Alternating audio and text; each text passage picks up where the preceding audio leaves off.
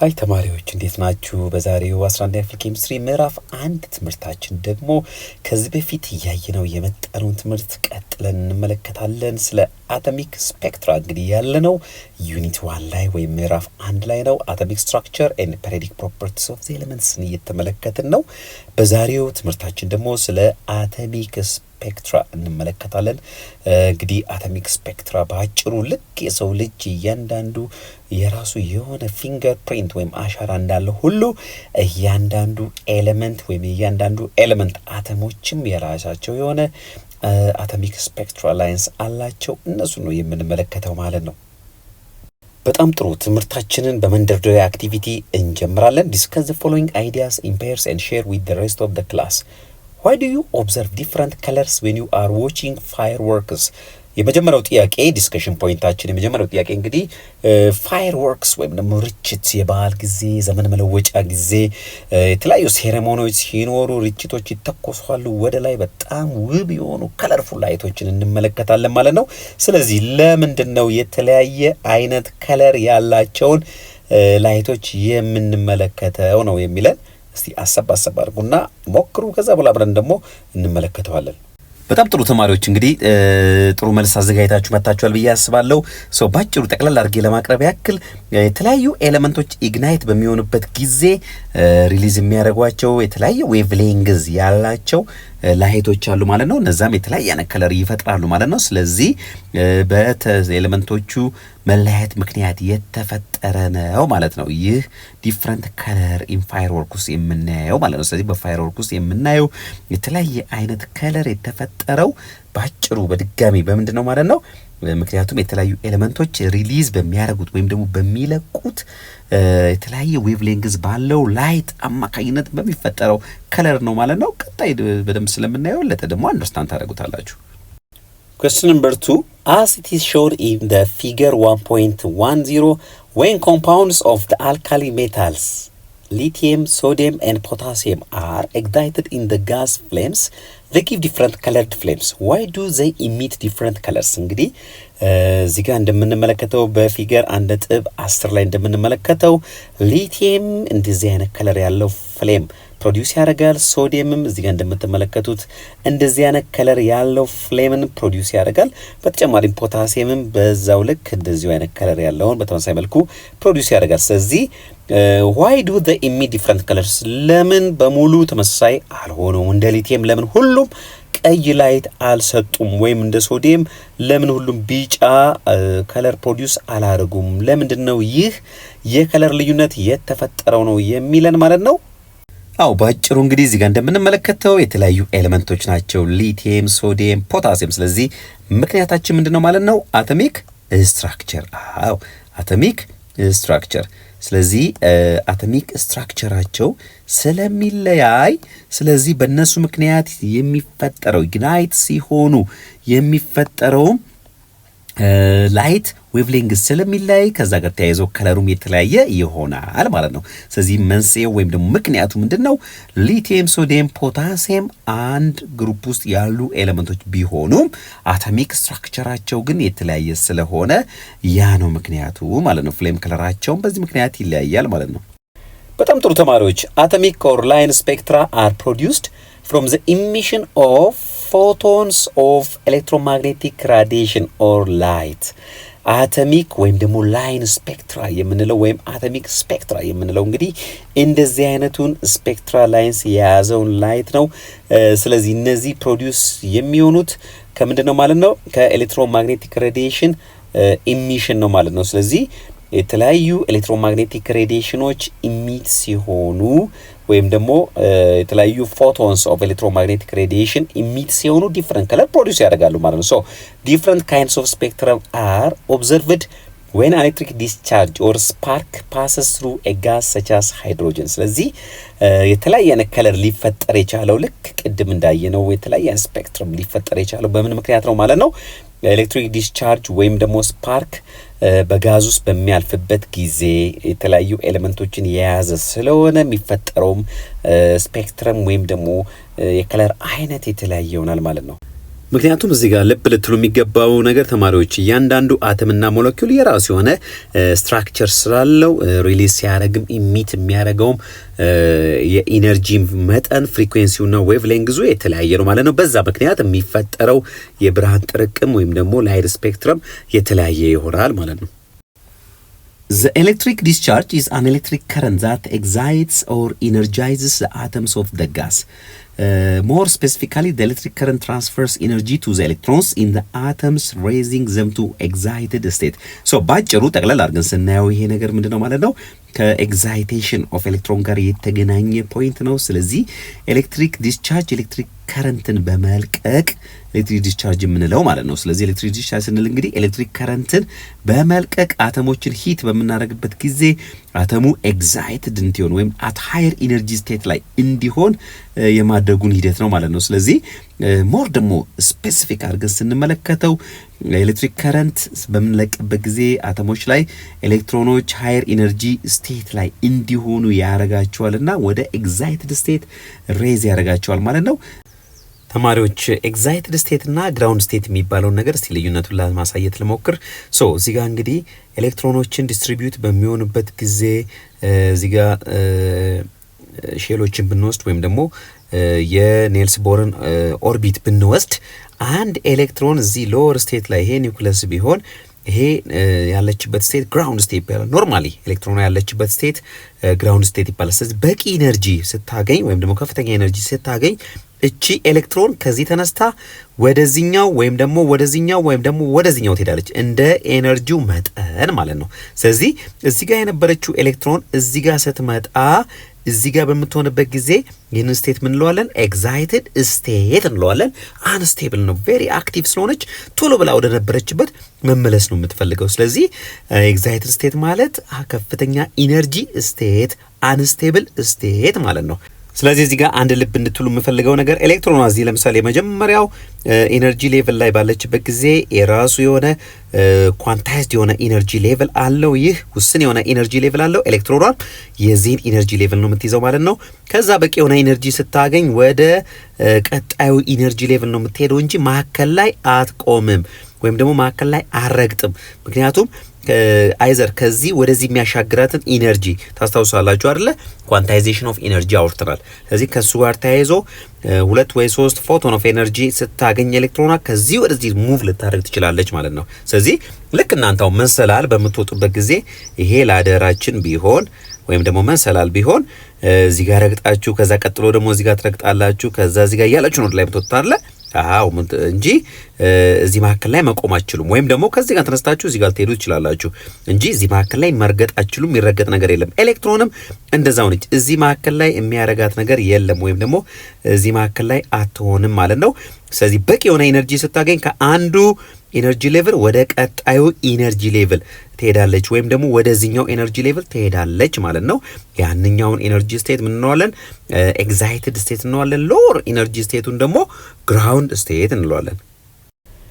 The atoms then emit the absorbed energy in the form of light as the electron return to lower energy state. እንግዲህ ቅድም እንዳልነው የኤሌክትሪክ ዲስቻርጅ ኤሌክትሮኗን ወደ ሃየር ኢነርጂ ስቴት እንድትሄድ ያደርጋታል።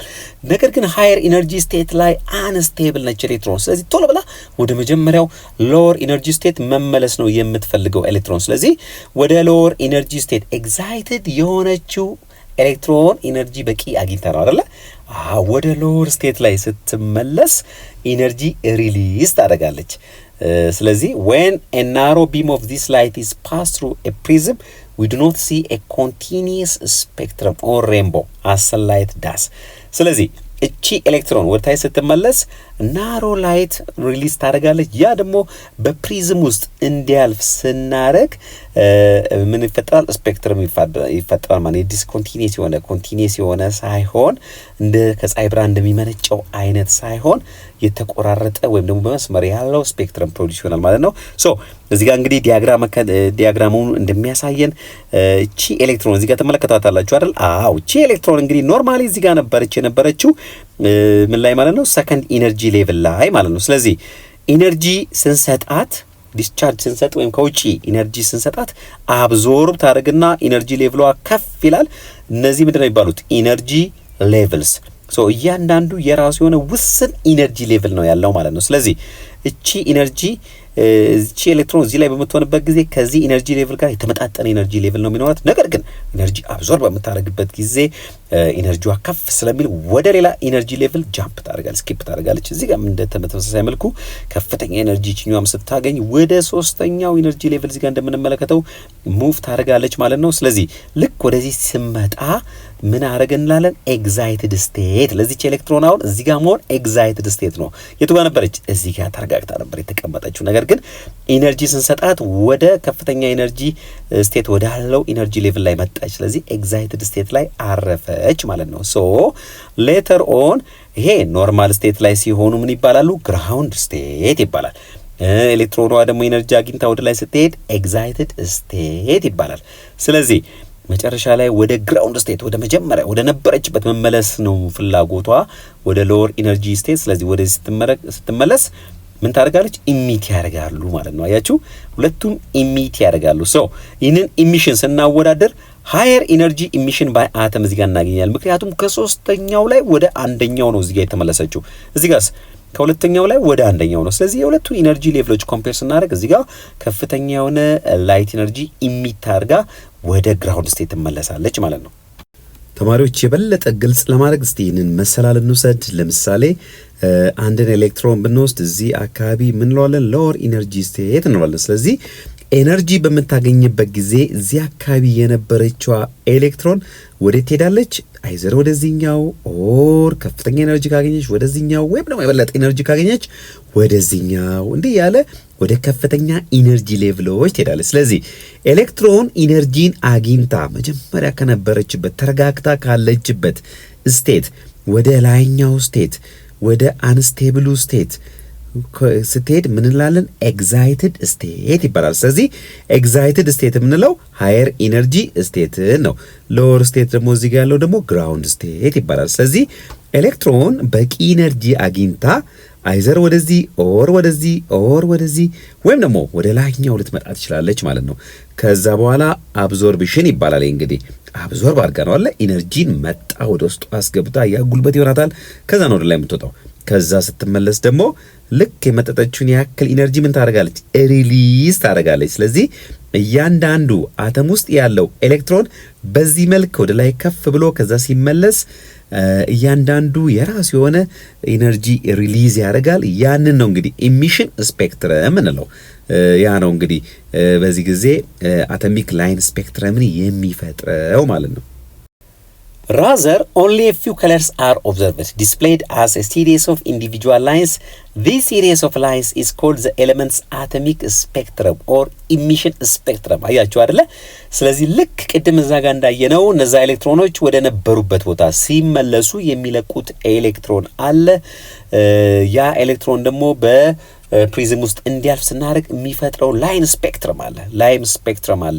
ስለዚህ ያንን ላይን ስፔክትረም ነው እንግዲህ አቶሚክ ስፔክትረም የምንለው። ልክ እንደ ሰው ልጅ አሻራ ያም ለየአተሞቹ ለየኤሌመንቶቹ ይለያያል ማለት ነው። አንዱን ኤሌመንት ከሌላው ኤሌመንት የምንለይበት ነው ማለት እንችላለን። እዚህ ጋር እንግዲህ ተማሪዎች ላይን ስፔክትረም ወይም አቶሚክ ስፔክትረም የምንለውን ሳምፕል እዚህ ጋር አስቀምጬላችኋለሁ። እዚህ ጋር እንደምትመለከቱት የሃይድሮጅን ይህን ይመስላል። ይህ ላይን ስፔክትረም የተባለበት እንግዲህ እዚህ ጋር እንደምትመለከቱት የተወሰኑ ከለርድ ላይኖች ብቻ ነው እዚህ ጋር የሚታዩት። ሂሊየምን በተመሳሳይ መልኩ፣ ኒየንን እዩት፣ ሶዲየምን እዩት፣ ሜርኩሪን እዩት። ስለዚህ ይህን ነው እንግዲህ አቶሚክ ስፔክትረም ወይም ደግሞ ላይን ስፔክትረም የምንለው። ስለዚህ እያንዳንዱ አተም ወይም ደግሞ የኤሌመንት አተም የተለያየ አይነት ላይን ስፔክትረም እንደዚህ አይነት ስፔክትረሞችን ያሳያል ማለት ነው። The wavelengths of these spectral lines are characteristic of the element producing them. ስለዚህ የነዚህ ስፔክትራል ላይኖች ቅድም ያየናቸው የተለያዩ ላይኖች የተፈጠሩበት ምክንያት እያንዳንዱ ኤሌመንት ፕሮዲውስ የሚያደርገው ዌቭ ሌንግዝ ስላለ ነው። ስለዚህ እያንዳንዱ ስፔክትራል ላይን የራሱ የሆነ ዌቭ ሌንግዝ አለው and used for their identification. For example, the emission or line spectrum of hydrogen atom is shown. ስለዚህ እንደ መለያ ነው የምንጠቀምባቸው ማለት ነው። እያንዳንዱ አተም የራሱ የሆነ ላይን ስፔክትረም ይፈጥራል ማለት ነው። ለምሳሌ ሃይድሮጅን ቀጣይ ምን እንመለከታለን? እዚህ ጋር እንደምንመለከተው እንግዲህ ሃይድሮጅን ይህን አይነት ስፔክትረም እዚህ ጋር ይፈጥራል ማለት ነው። ሶ ዘ ሃይድሮጅን ላይን ስፔክትረም ኮንቴኒንግ ኦንሊ a few discrete wavelengths። ሶ እዚህ ጋር እንደምንመለከተው በዚህ ዌቭሌንግዝ ሬንጅ ላይ የሚያርፉ ከለሮችን ነው እዚህ ጋር ተፈጥረው የምናገኛቸው። ይህ የሃይድሮጅን ላይን ስፔክትረም ነው የምንለው ማለት ነው። ስለዚህ አንድን እንትን ጋር ከተጠራጠርን በእንደዚህ አይነት መልኩ ኤክስፐሪመንት በመስራት ከዚህ ጋር ኮምፔር በማድረግ ማንነቱን መለየት እንችላለን ማለት ነው። ሶ እዚህ ጋር እንግዲህ ሃይድሮጅን ጋዝ ዲስቻርጅ ቲዩብ አለ። ከዚህ በፊት እንዳየነው እነዚህ ኤሌክትሮኖች በፕሪዝም ውስጥ ሲመለሱ በፕሪዝም ውስጥ እንዲያልፉ በምናደርግበት ጊዜ እዚህ ጋር ዲቴክተር አለን ወይም ፎቶግራፊክ ፕሌት፣ እዛ ላይ ሰች ካይንድ ኦፍ ከለር ፕሮዲውስ ይሆናል። እነዚህ ከለሮች የተፈጠሩበት ምክንያት በእነዚህ ውስን የሆኑ ዌቭሌንግዝ ያላቸውን ጨረሮች ብቻ ስለሚያሳልፍ ነው ማለት ነው። ስለዚህ ሃይድሮጅን መሆኑን ዲቴክት እናደርጋለን ወይም ደግሞ መለየት እንችላለን ማለት ነው። ይህ የሃይድሮጅን ላይን ስፔክትረምን ያሳየናል ማለት ነው። Changes in energy between discrete energy levels in hydrogen will produce only certain wavelengths of emitted light as shown in figure 1.12. ሶ ተማሪዎች እንግዲህ በዲስክሪት ኢነርጂ ሌቭሎች መካከል የሚፈጠር የኢነርጂ ለውጥ ፕሮዲውስ የሚያደርገው ዌቭሌንግዝ አለ። ያ ዌቭሌንግዝ ነው እንግዲህ በሃይድሮጅን ጊዜ ይህ ሆኖ የምናገኘው ማለት ነው። ስለዚህ በሃይድሮጅን ጊዜ ከአንዱ ኤነርጂ ሌቭል ወደ ሌላ ኤነርጂ ሌቭል ኤሌክትሮን ሙቭ በምታደርግበት ጊዜ የሚፈጠር የኢነርጂ ለውጥ አለ። ያ ኤነርጂ ለውጥ የሚፈጥረው ዌቭሌንግዝ ሰርቴን ወይም ደግሞ የተወሰኑ ዌቭሌንግዞችን ነው። በሃይድሮጅን ጊዜ እነዚህ ናቸው ማለት ቅድም ያየነዋል። እዛ ጋር እዚህ ጋር በድጋሚ ሌላ ዲያግራም አምጥቼላችኋለሁ። ይህ ሃይድሮጅን ኢሚሽን ስፔክትረምን ያሳየናል ማለት ነው። ስለዚህ እዚህ ጋር እንደምንመለከተው ከሃይድሮጅን የወጣውን በፕሪዝም እንዲያልፍ በምናደርግበት ጊዜ ወደ እነዚህ ስፕሊት ያደርግና እንደዚህ አይነት ላይን ስፔክትረም ይፈጥራል ማለት ነው። ስለዚህ ይህ የሃይድሮጅን ላይን ስፔክትረም ነው ማለት ነው። ዛት ሚንስ በሃይድሮጅን ዲስክሪት ኢነርጂ ሌቭሎች መካከል በተፈጠረው ኤነርጂ ቼንጅ ፕሮዲውስ የሆነ ዌቭሌንግዝ የፈጠራቸው ከለሮች ናቸው ማለት ነው። ስለዚህ ይህ የሃይድሮጅን ኢሚሽን ስፔክትረም እንለዋለን ማለት ነው። ፎር ኤግዛምፕል a given change energy from a high to a lower level would give a wavelength of light which can be expressed using Planck's equation like this one። ስለዚህ ለምሳሌ ይህንን ብንወስድ እዚህ ጋር የተለያዩ ኤነርጂ ሌቭሎች ይታያሉ። n is equal to 1 አለ፣ n is equal to 2፣ n is equal to 3። እነዚህ ፕሪንሲፓል ኳንተም ነምበሮችን ነው የሚያሳዩን ወይም ደግሞ ኤነርጂ ሌቭሎችን ነው የሚያሳዩ ማለት ነው። ስለዚህ እያንዳንዱ ኢነርጂ ሌቭል የራሱ የሆነ ውስን የኢነርጂ መጠን አለው ማለት ነው። ስለዚህ አንድ ኤሌክትሮን ከአንዱ ወደ አንዱ ጃምፕ በምታደርግበት ጊዜ ለምሳሌ ፍሮም ኤ ሃይ ቱ ኤ ሎወር ሌቭል በምታደርግበት ጊዜ የሚፈጥረው ዌቭሌንግዝ ኦፍ ላይት አለ ወይም የሚፈጥረው ላይት አለ።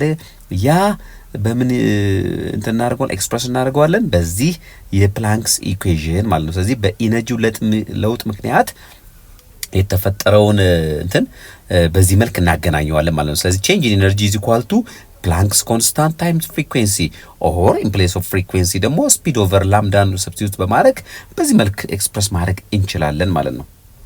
ኤሌክትሮማግኔቲክ ራዲዬሽን ኤንድ አቶሚክ ስፔክትራ።